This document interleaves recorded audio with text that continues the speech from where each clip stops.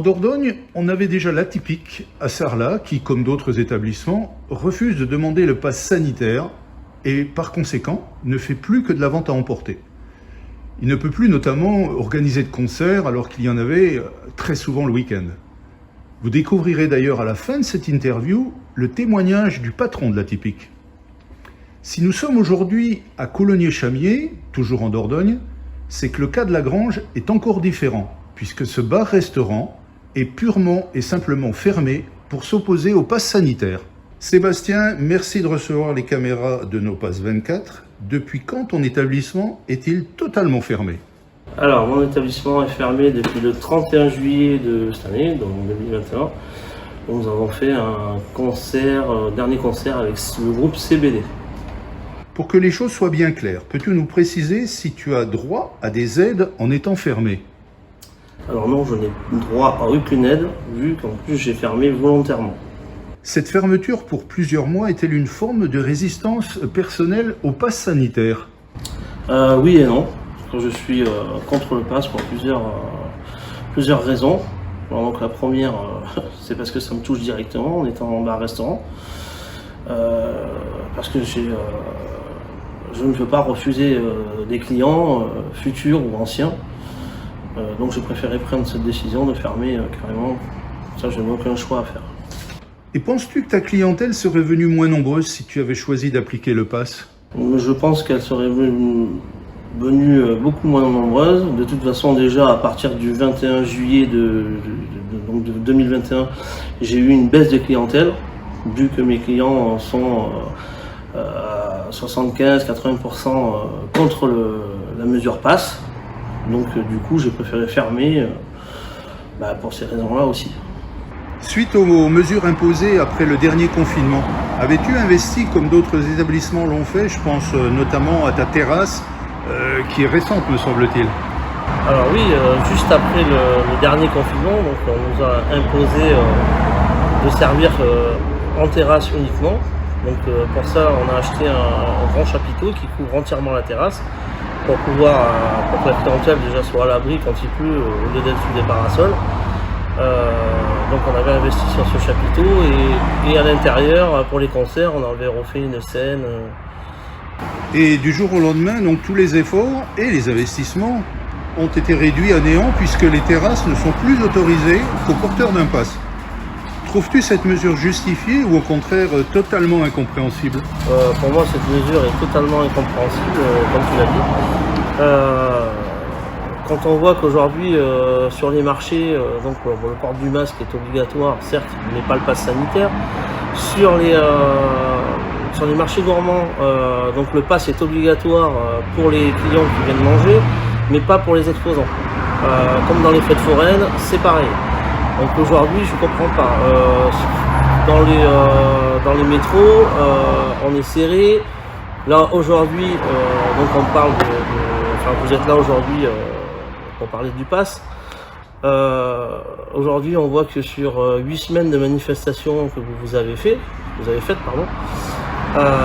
il n'y a eu aucun cluster.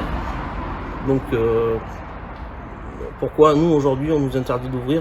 Alors je pense qu'on n'est pas plus dangereux que être dans un métro, dans une manifestation ou autre.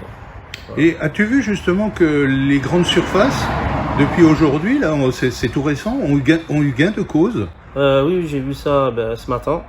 Alors là, c'était les hypermarchés qui avaient été les gros hypermarchés. Il reste une catégorie de très gros hypermarchés qui, pour le moment, est encore fermée. Mais on est à peu près sûr que dans quelques jours, ils vont avoir le droit de réouvrir aussi. Donc on constate que les grands hypermarchés ne sont pas dangereux du tout. Par contre, sur une terrasse comme la tienne, quand tout est ouvert, parce qu'en temps normal, c'est ouvert à tout vent, quand tu as 3 clients qui sont distants de 10 mètres chacun, toi, tu as une terrasse qui est dangereuse. Oui, effectivement, c'est ce qu'on nous dit. C'est comme les restaurants aujourd'hui qui sont dits routiers. Donc c'est pareil, les routiers viennent, mangent comme habituellement. On sait désormais que le taux de fréquentation des bars-restaurants a chuté depuis que le pass est en vigueur. Certains parlent même de 30 à 40% du chiffre d'affaires. Quelle est la raison d'après toi ? Mais la raison est assez simple. Déjà, les personnes qui sont non vaccinées, donc qui n'ont pas de passe, ne peuvent pas déjà aller au restaurant ou dans les bars. Donc si l'État ne fait rien, on va aller à la catastrophe, je pense. Ça va être des fermetures de plusieurs établissements. Sachant que nombre d'établissements ou de festivals ont annulé les concerts par crainte de ne plus être rentables. Toi qui organisais justement des concerts chaque week-end, as-tu un message à passer à tous les musiciens qui étaient programmés à La Grange cet été ?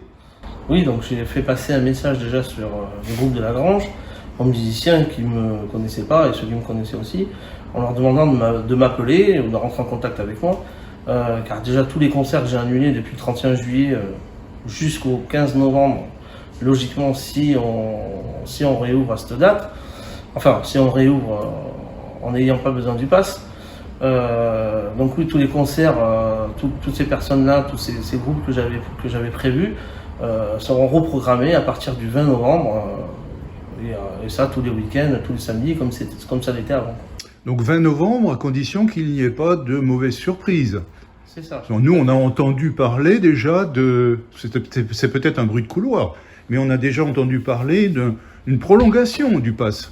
Oui, ou ça sera une prolongation du pass, ou un énième confinement, je ne sais même plus à combien nous étions avant. Donc voilà, on verra bien ce que va nous ramener le Père Noël dans sa hotte à ce moment-là. Merci Seb d'avoir répondu avec franchise à toutes nos questions. Je vous rappelle que vous pouvez suivre le collectif No Pass 24 sur Facebook et YouTube.